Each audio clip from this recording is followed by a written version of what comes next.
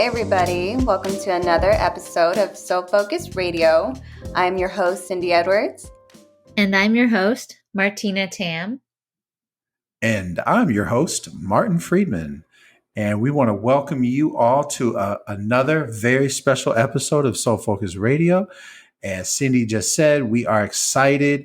Martina and Cindy, I'm so excited today. You know, just for transparency, we can let our listeners know that we've already recorded the main interview segment for today, and that was with Devon Adams. And I can just say, I can just tell our listeners that if you listen to Devon and Anuar on the previous episodes around a new man, he brings it again. He brings it really strong.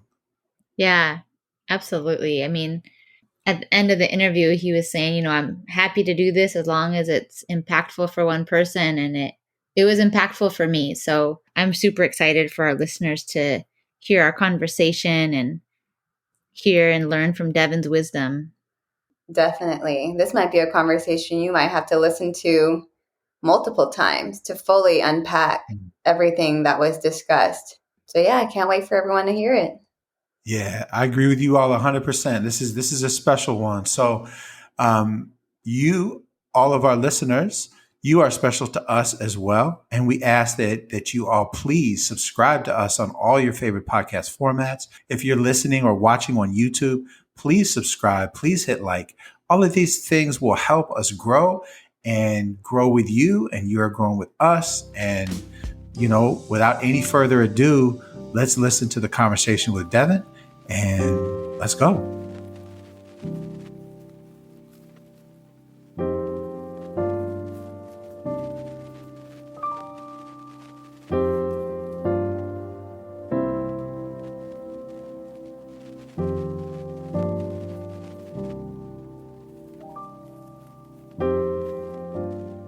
All right. Well, let's get going with our interview segment this week.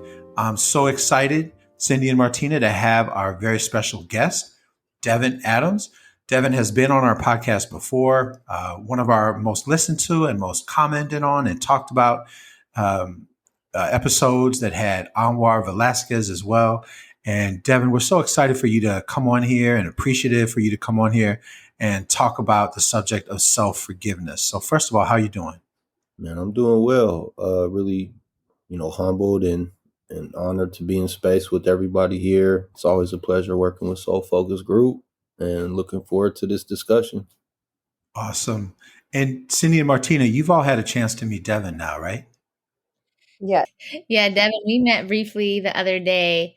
I have to say my little one, my daughter, kept wanting to jump into Devon's arms the whole dinner.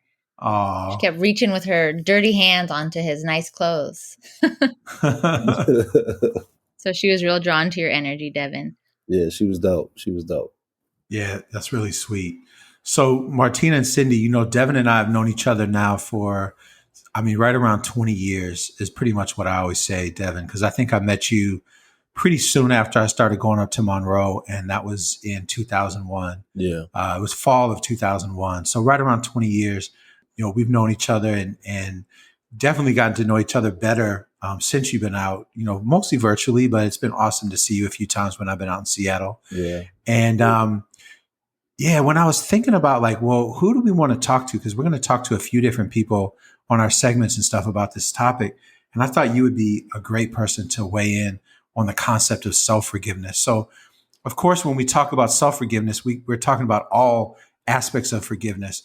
But specifically, how do we forgive ourselves, and how does forgiving ourselves for whatever that might be tie into forgiving other people for what they've done to us, and ourselves for what they've done to other people, and ourselves for what we've done to ourselves? So self-forgiveness to me encompasses two aspects of forgiveness: forgiving ourselves for what we've done to ourselves, and forgiving ourselves for what we've done to other people.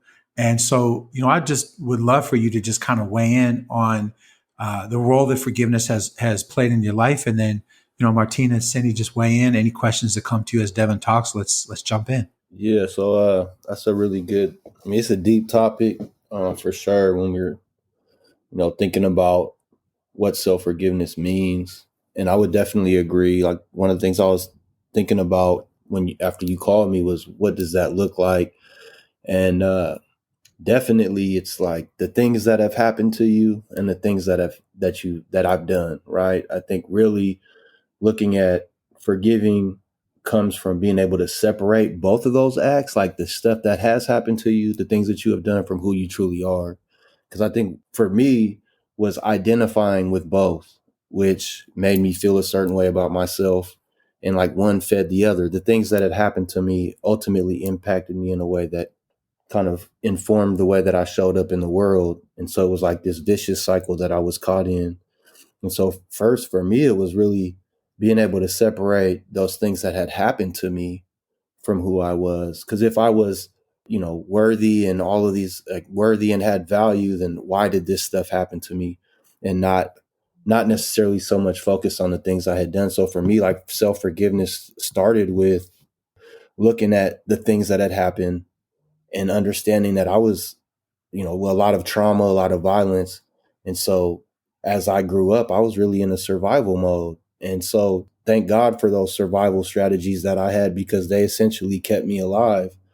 And, when I'm able to separate and understand that more in depth, then it's easier to understand why I was showing up and why I was causing harm, which really allowed me to think about even forgiveness being possible.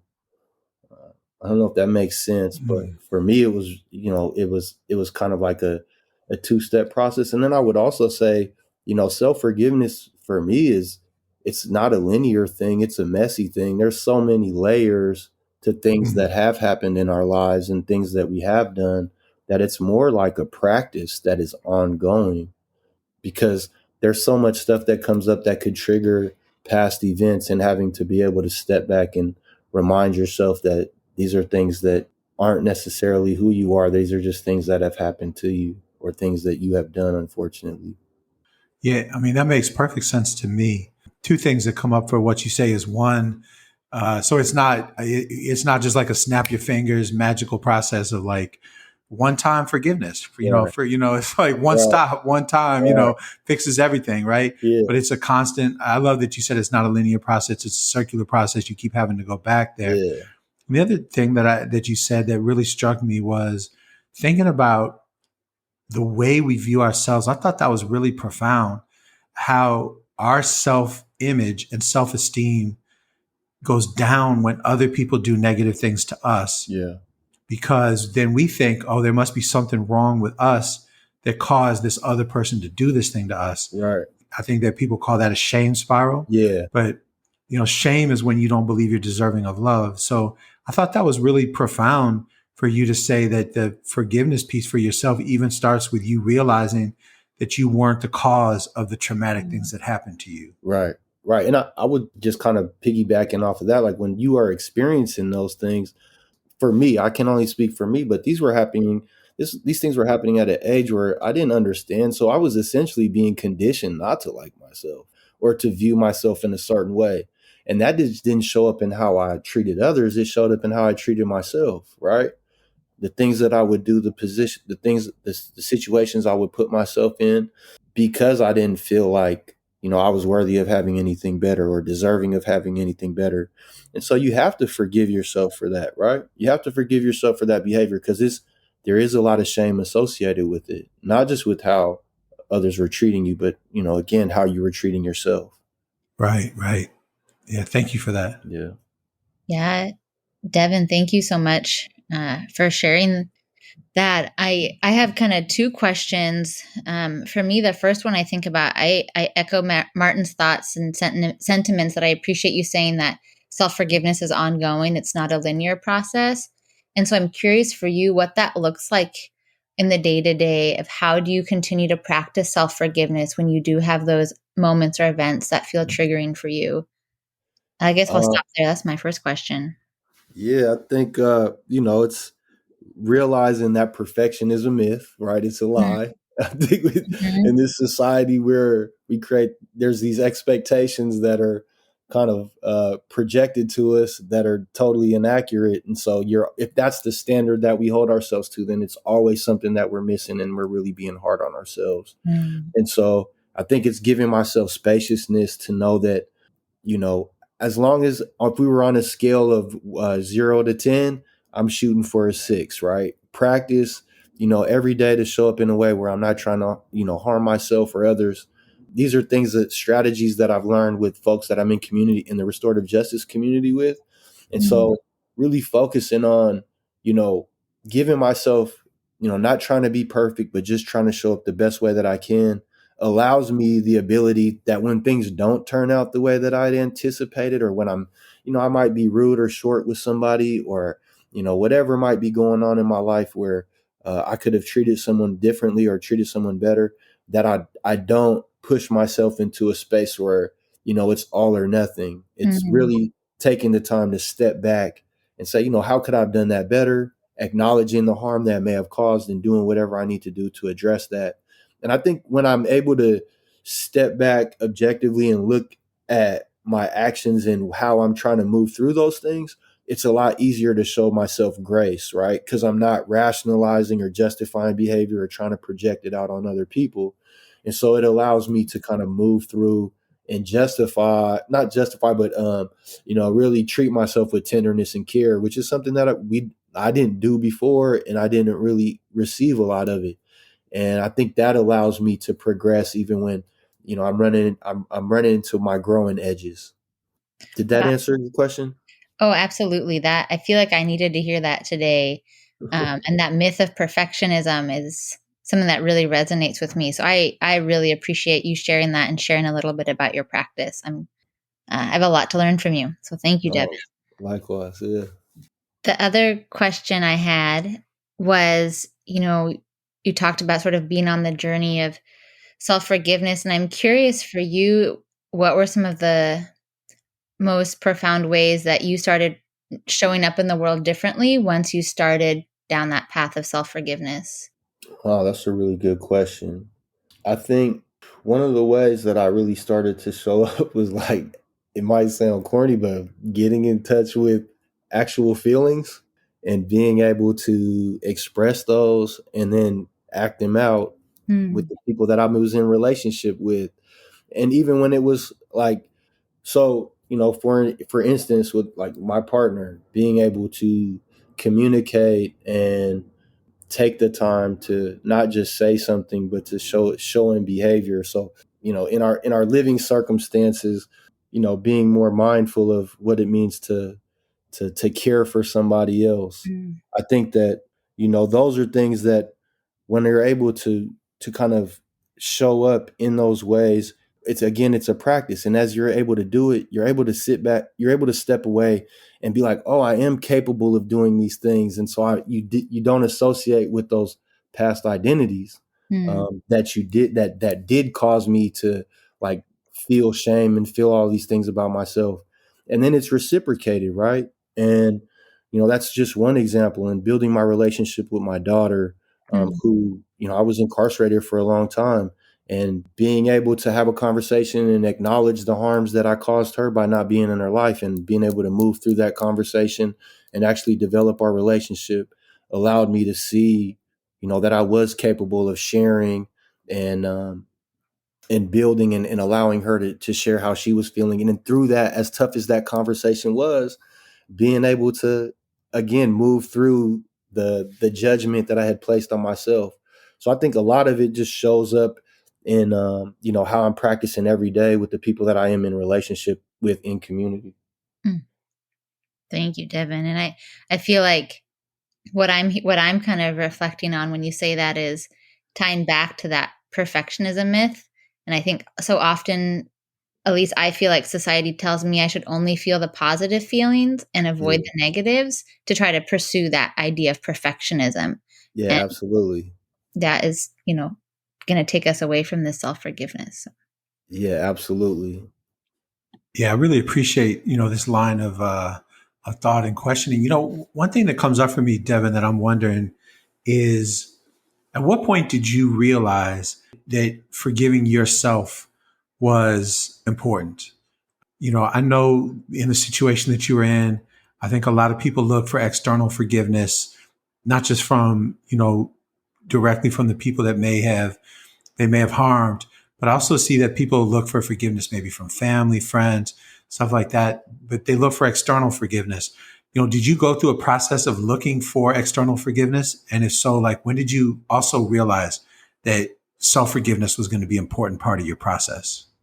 Yeah, so I'll be real vulnerable with folks. When in 2018, I was given an opportunity to be resentenced for the harm I had caused, and unfortunately, the person whose life I took, his family was still extremely devastated, and there was no opportunity for forgiveness. And Mm. that was something that I had spent a lot of time hoping for, is that there would be some opportunity for some reconciliation. Not that I would be totally forgiven or that they would move past it, because I know that that's such a severe and intense thing, and damaging act that I caused. But it was just something that I had held on to. And then when that didn't happen, it kind of raised the awareness that it has to be an internal thing, because I can't always rely on how I feel about myself to be based on how I'm viewed by the world, or how people I'm in relationship view me, or how community views me.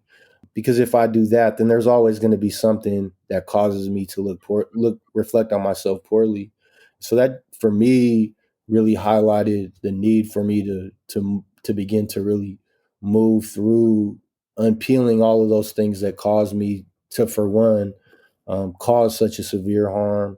And I think that's where realizing all this stuff that had happened to me and the impact it had. And, because violence doesn't happen in a vacuum, and trauma doesn't happen in a vacuum. And when I was able Mm-hmm. to really unpack that, I was able to begin that process of self-forgiveness. I think in the places that I was in, it was like self-forgiveness was the things that we tell ourselves, because that's the thing we have to say in order to move forward. But to actually put it into practice is a lot of work, man. It's not a pretty process, and it's not, like I said, it's not a quick thing. It's ongoing. Like, I still have to be mindful of when things happen and why I show up the way I do, what that process of forgiveness looks like. But I think really it started when, I went through that experience of being resentenced.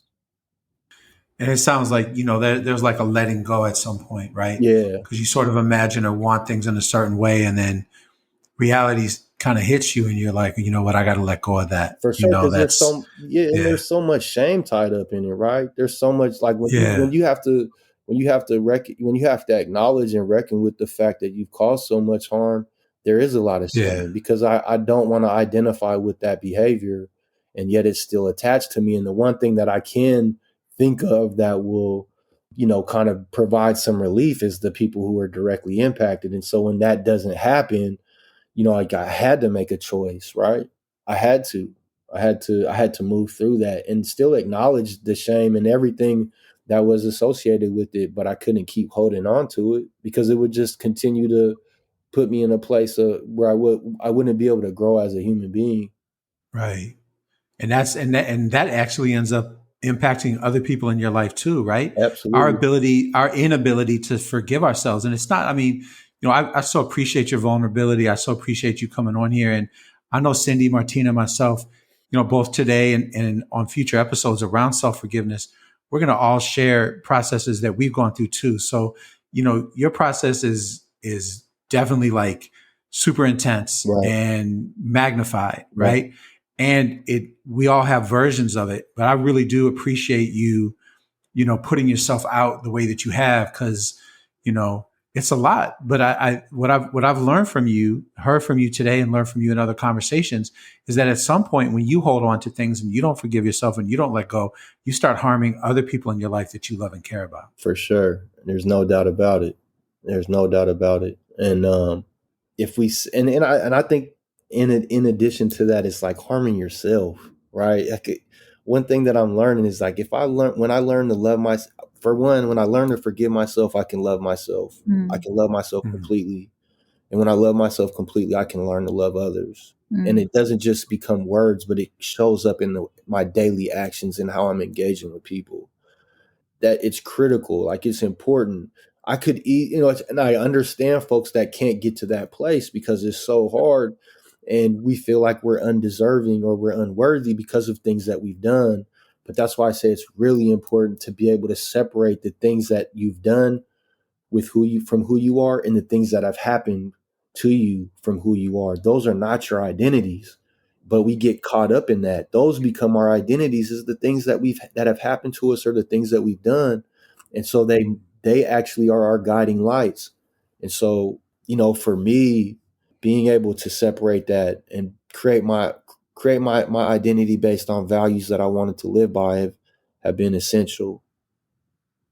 Thank you. That's deep. Thank you so much, Devon, for your vulnerability and, sharing this with us. And I feel like with the past interviews that you've been on, like it constantly gets brought up, and I feel like it could be very triggering, but I feel like you handle, these discussions and conversations with so much grace. And it's so beautiful just to hear how far you've come and, like your healing journey. Because, I think the one thing I hear from you a lot is like healing is messy. Yeah. It's definitely not linear. Yeah. And it's just really beautiful that, you are on this journey of healing. And I really appreciate you sharing, your process with us. Thank you.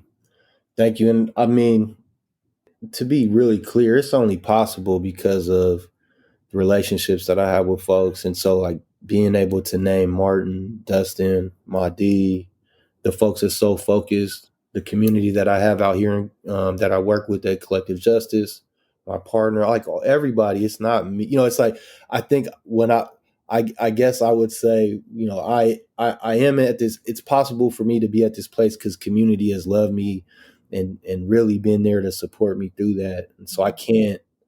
I guess I'm just a reflection of the love that people have poured into me.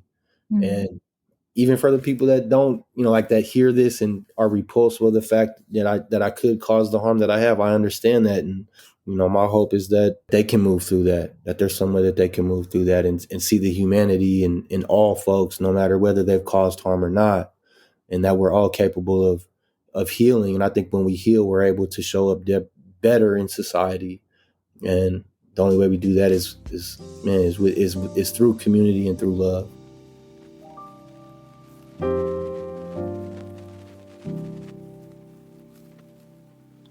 Creating is the new way of fighting. At the Soul Focus Group, we're doing something radical, people. Instead of fighting against racism, sexism, and classism, which are all designed to keep us apart, we are bringing people back together again. Want to know how? By creating human solidarity. In doing so, we're improving productivity, increasing effectiveness, and transforming the way people communicate. Essentially, we're healing broken relationships.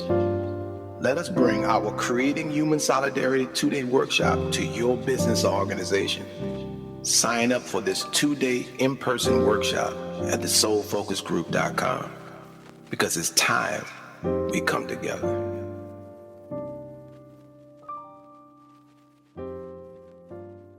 One of the things that I'm really reflecting on in this conversation is that, first of all, self-forgiveness is a huge part of healing, right? And I've said this many times, and all four, I'm part of a recovery program.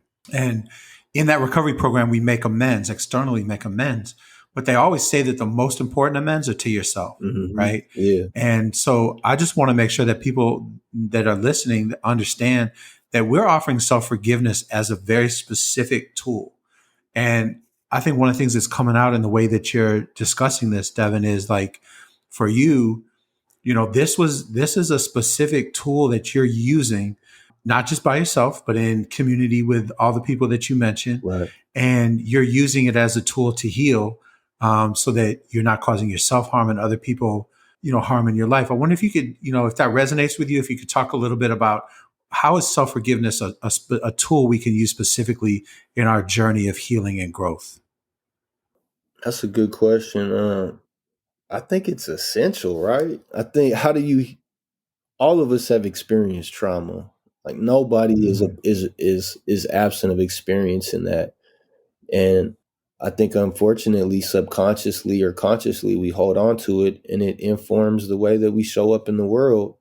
And if we're honest with ourselves, the only way we move through and we can actually step into becoming the folks that we want to be, or the people that we want to be, not just for ourselves, but in community, is utilizing self-forgiveness as a tool. Otherwise, we hold on to it, we act like it's not there, but it's that thing that always trips us up somewhere down the line, right? We can pretend and we can act, but when we lay down at night, there's that one person that we still hear a voice from, and that's yourself, right? Or your ego, or whatever we call it. There's those voices that we deal with when we're dealing with self-talk. And that's something that's always going to come up, right? If you don't address it, then it's the thing that tells you you're a fraud, or you're faking, or you're not keeping it real. And that Mm. impacts the way that you show up every day. And so I think to face that, right, to actually face that thing or those things that have happened, allows you to, like, it gains those skills, and to actually put into effect those strategies that allow you to silence that voice or quiet that voice, and strengthen the other authentic voice in yourself that allows you to see your worthiness and to step into who you truly are. But without that forgiveness, you're giving space for that negativity, for that thing that always tells you that you're not worthy, or that you don't deserve something. You allow that to continue to exist. Yeah, I think that's really powerful. And do you deal with a lot of people, that are in pretty much everybody that you deal with, I think, on a daily basis, like through work and through, people that you were locked up with and stuff, have both been victimized and have victimized other people, have both been harmed Right. and have harmed. Right. Can you sort of see like the path that people are walking? Can you sense like who's been in a process of forgiveness of self and who hasn't? Like does that show up in behavioral patterns? Does that show up in ways that you can see it like tangibly with people? That's a good question. And I got to say this, just because I want to think about all the folks that are in those spaces, that are trying to move through trauma and that have Yeah, caused harm. I yeah, want I would hope that everyone would take this into consideration, that people's first experience with trauma isn't causing it. right, People learn how to hurt people because they've been hurt. And right. what I've found is that folks that are engaging in that process of self forgiveness and trying to move through it, they are transparent, and they're trying to put into practice things about letting people know what they're working on, and are open to accountability, and are giving themselves space and grace to mess up, to make mistakes. And with that, I think is when you see that people are really serious about growth. It's like when you don't want someone to engage with you and talk about and be vulnerable, and to don't want to model vulnerability. It's not a judgment, but those are just observations that I've made, when people are really serious about trying to move through the things that have happened to them, or the harms that they may have caused. Is like when they're really engaging in vulnerability, and they're supportive, and they're actually transparent about how they're showing up every day, and they are practicing accountability. Yeah, well, thank you, for saying that, Devin. And in the question, I was like, yeah, I acknowledge that those folks have been harmed too, but I think not, but and I think it's really important the way that you stressed it, because one of the things that you made me think about in a lot of what you said today is that like we're super good at judging other people, but we're like terrible at seeing what in us mirrors the people that we're judging. Right. So like 9 times out of 10, when we're like holding judgment over somebody and we're, saying negative things about them and casting judgment on them, Yeah. especially negative judgment on them, chances are there's something in us that aligns with that thing in them that we don't like that much, Yeah. And it's so easy for people to just sit back and say, oh, this person should have this punishment, or this person should never get out, or this person, did these horrible things. But one of the things that I hear you saying, and I think there's a gentleness to your message that I really appreciate and I want to acknowledge. There's a gentleness and a firmness that we have to like be able to place ourselves in these pictures. Right. And it's so easy for us to judge, but like we've never, I know it's cliche to say, but we've never walked, in your shoes or other people's shoes. And it's really easy for us to sit back and not acknowledge that we've also been traumatized and we've also harmed. Right. Not one of us has not been traumatized, and not one of us has not harmed. Right. We've all harmed. We've all been traumatized, but we sit back and we judge other people and don't shine the light on ourselves. Right. And if I could add on to that, Please. There's a person named Sujatha in the RJ space, restorative justice space, who talks about a 200% reality, right? And the 200% reality means, kind of identifies the fact that, yes, people are 100% responsible and accountable for the things that they've done. And also, there's also 100% reality or truth that there's a society and a community who's also responsible for allowing conditions to occur that would allow for someone to be able to cause such harm in behavior. Does that make sense? 100%. And I think that's it's not about, I think it's really easy to blame. It's really easy to point fingers, but we're all a part of a community. That's what we like to tell ourselves. And so the question is like, what are we doing in our own communities to improve conditions so that harms like this don't have to happen? Because harms usually happen, when folks are not given access to resources or have their basic needs met, and they do things that, they're not proud of, that are shameful, that ultimately lead to harm occurring. And I think that's something that is easily looked over because we're taught to, again, point the finger and look at somebody else and not necessarily look at the circumstances in which things happen. And I don't want to stray too far away from self-forgiveness, but I think, again, like all of this, if we want to build the communities that we all say we want and we aspire for, especially, in Black and brown communities, we're experiencing the most harm, and, learning how to forgive ourselves and one another is like the key in order to make that happen. And, it's messy work and it's a struggle, but, faith and my belief in its ability is like the main reason I'm in the work that I'm in, or in the spaces with y'all that I'm in, is believing that it's possible. Mm-hmm. Wow. A lot. Yeah, it's a lot to unpack. I'm like digesting all of this. Yeah, I think, when we're talking about all of the stuff that we're really digging at, like we're really trying to get at, it starts with the individual, and there's so many complexities and layers to all of that, right?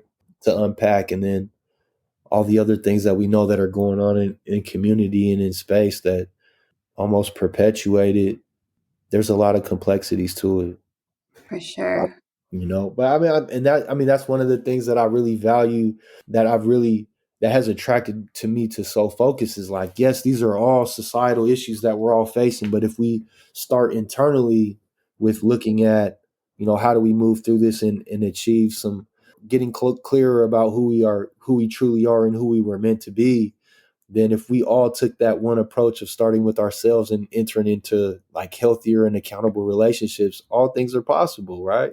Mm-hmm. Like, I truly believe it. So, yeah. What's coming up for me, Devon, when you're saying that, is I think about, and Mahdi says this a lot, is like, who's the person that you're with 24/7? Yeah. Your entire life. It's us, it's me. And I think about how, if, let's say, someone wasn't able to forgive like their partner or a family member, and they were in the same home as that person, like, I think we'd all recognize how toxic that would be, to never be able to reach a place of forgiveness with someone that you're sharing a home with. Yeah. And I think, so, at least for me, so rarely do I think about the importance of self-forgiveness. And, I'm sharing a body and a mind with me. Yeah. And like, how little have I focused on self-forgiveness? And I think our society as a whole emphasize the importance of a harmonious relationship with ourselves and the role of self-forgiveness in that. And so I just want to thank you, because you really highlighted that for me in this discussion, in our conversation. Oh, that's awesome. Thank you. Well, if nobody else has any questions or thoughts, Devon, we want to thank you for your time, your energy, your vulnerability, putting yourself out there. I think one of the things that I'm really holding, as even though I've known you for a while, I think you and I are getting to know each other a lot better through some processes that we're going through together. And, I appreciate you coming on. And I also hold that this isn't all you ever want to talk about, Yeah. you know? You know what I'm saying? And I want to really acknowledge that you said it earlier in this interview, that the mistakes that we make, if they're public mistakes, if they're mistakes, if they cause a lot of harm to people, then it's like they become part of your identity and you become defined by them. Right. So I promise you, we're going to have you on for other things. So it's not just talking about the same thing over and over. I know the value that your honesty and your vulnerability brings to our listeners. And also I want to acknowledge that, I see you well past, your what you were incarcerated for and the fact that you were incarcerated. Even I see you well past the trauma that I know that you went through as a child. So I see your whole self. We all do.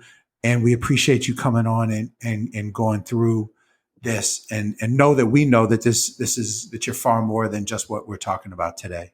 Oh man, thank you. I appreciate it. And what motivates me or keeps me engaged is hopefully somebody, this is useful for someone. As long as it serves that purpose, then, it's all good. I'm, like for me, it's, being able to contribute is worth whatever comes from it. And I'm just grateful to be in space, man. And as our brother Dustin would say, man, I love you. I love y'all. And I hope everyone Love you has too, a great bro. evening. Mm-hmm.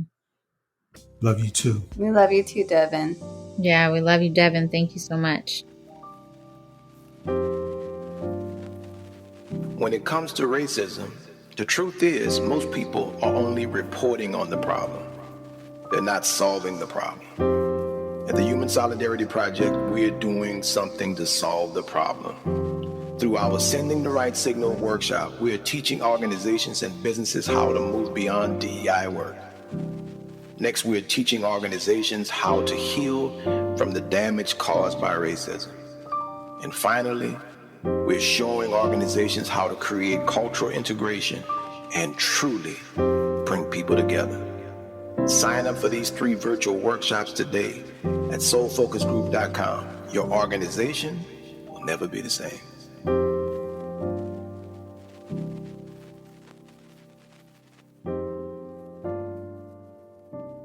Man, that was such a powerful conversation, you all. That was incredible. And, Martina and Cindy, I have this conversation with Devon a lot. We're working on a project together. And I just really want to check in with the two of you and see, how you felt about our conversation with Devon. That conversation was so beautiful. Devon always shows up with so much grace, with all of the trauma that he's been through. I really appreciate him just being vulnerable with us. You didn't really hear me talk much on the interview with Devon was because, I was just like stuck. There was so much to unpack, so much to digest. And, I just, sometimes, have you ever been in a conversation where you're just stuck? There's so much going on in your head that you don't even know how to make, a sentence out of it. Right. Like that's how I felt. But yeah, it was just beautiful to hear his healing process, and the steps that he's taking. He says it starts with self. And here at the Soul Focus Group, we believe in creating self solidarity, right? First, in order to create human solidarity. And so in order to be in self solidarity, you got to forgive yourself, right? Like we're only human and we make mistakes and we're going to continue to make mistakes. And, in the conversation, yes, perfection is a myth. That's a fraud. There's no such thing as being perfect. And so self-forgiveness is just so important for us and for how we show up. Because if you don't forgive yourself for the mistakes that you make, I feel like, you're just stuck. Thanks, Cindy. Yeah, Cindy, I felt the same. I almost was like, I need to be taking notes during this conversation and just replay things because it's going to take me a few times of hearing what Devon was sharing to really get to that layer and depth of understanding of how deep everything everything is that he shared. And so I'm just so grateful that he's willing to have this conversation with us and, have this conversation. It sounds like you were saying, Martin, many times, to continue to try to help all of us. So I'm, just so grateful to him, and just still, like you said, just still trying to unpack everything that was shared. Yeah. Was there anything? Yeah. Thank you both. Was there anything that really was there I think Cindy, you mentioned like one or two things, but was there anything that really stood out that really, I know you want to listen to it some more times, Martina, but just wondering if there was anything that really stood out to you that you would want to highlight right now. And I can go first, and because I already did it during the interview.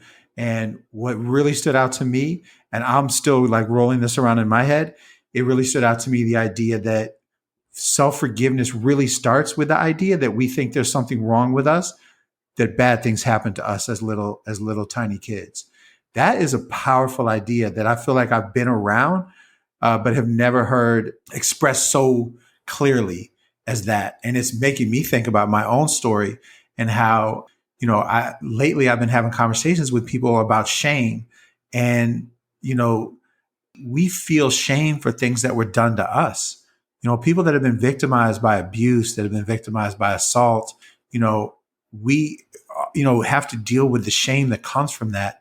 And the thing that always gets me is like, we didn't do those things. Why are we the ones that are feeling shame coming off of that? And I think, the fact that there can be an intentional forgiveness process, acknowledging that there's nothing wrong with us that caused those things to happen to us, but it was about the other person's, dysfunction and the other person's, struggle and their own traumas that caused them to do that thing to us. That stood out to me. And I'm definitely going to be ruminating on that one for a while. Yeah, I think kind of along those same lines, Martin, for me was the idea of the importance of self-love and self-forgiveness. And Devon made it so, he just said it in a way that made it really clear for me and really resonated with me that we can't really love ourselves until we can forgive ourselves. And just like you were saying, forgive ourselves for what has happened to us and forgive ourselves for what we have done. And I think the way he said it, it made it so clear. Like, I don't know, I'm still processing it, so I don't really have an eloquent way of saying it. But for me, that was the point that really resonated. Adding on to what you said, Martina, or piggybacking, listening to Devon, I guess you as well, Martin, and Martina, bringing up, forgiveness of what happened to us. I'm starting to see the impact of not forgiving what has happened to us and seeing how we show up in the world because we haven't gone through the process of forgiveness yet.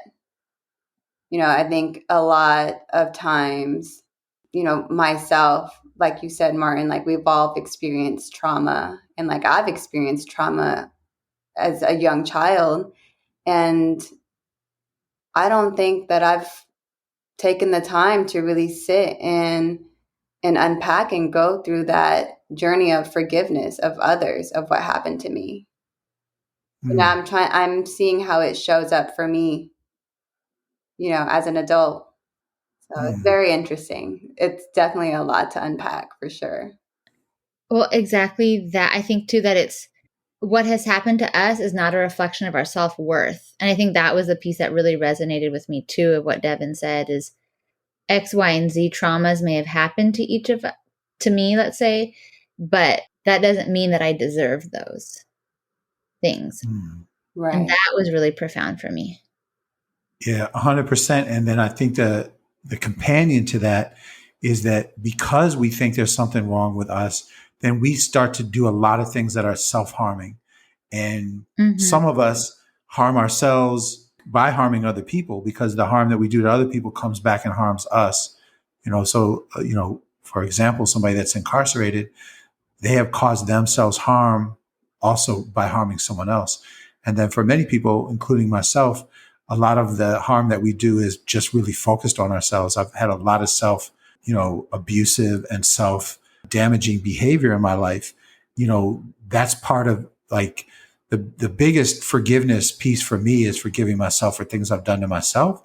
And there was a little bit of a missing piece that I didn't know was missing in the way that Devon described it, that some of that is caused by us basically feeling like we're unworthy because these negative things were done to us and we must have caused it somehow. So then that puts us in the loop of causing negative things to us. And then some people, it puts them in the loop of causing negative things externally, and both, and, you know, and on and on. And it just loops. It just turns into this nearly endless loop that we're saying self-forgiveness is the thing that will start the process of cutting off the loop, because we can't make people accept our apologies and forgive us, as Devon stated.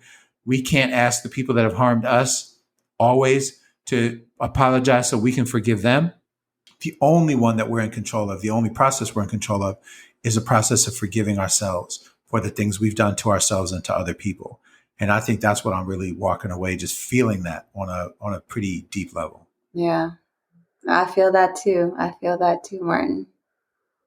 Thanks for sharing that. Mm-hmm.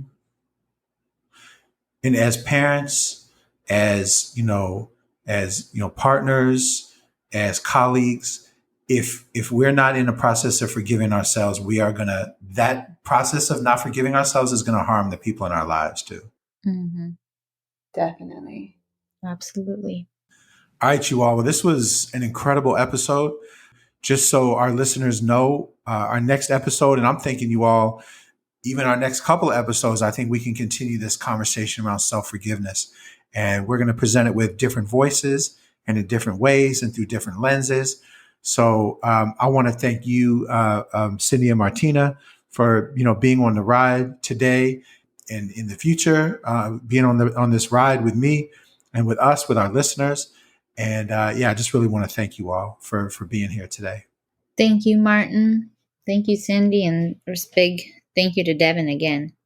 Yes, thank you to all of you guys. It was a really powerful conversation, and I'm honored to share space with all of you guys, and Devon as well.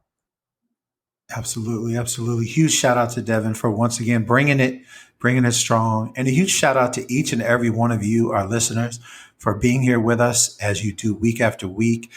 We hope that you're loving our new format. Please reach out to us. As we said before, we want you to like us, subscribe. If you're listening on YouTube, please subscribe. Leave comments for us. We'd love to know what you think about what we're doing, especially our new format. We'll take suggestions for segments, for topics, for interviewers. We just really want to hear from you all. You are what makes Soul Focus Group what it is. Absolutely, I'm 100%, and I'm not just saying that to say that, but it really is you all that are making Soul Focus Group what we are and how we're growing. So we ask that each and every one of you stay safe, stay well, and most of all, team, stay so focused.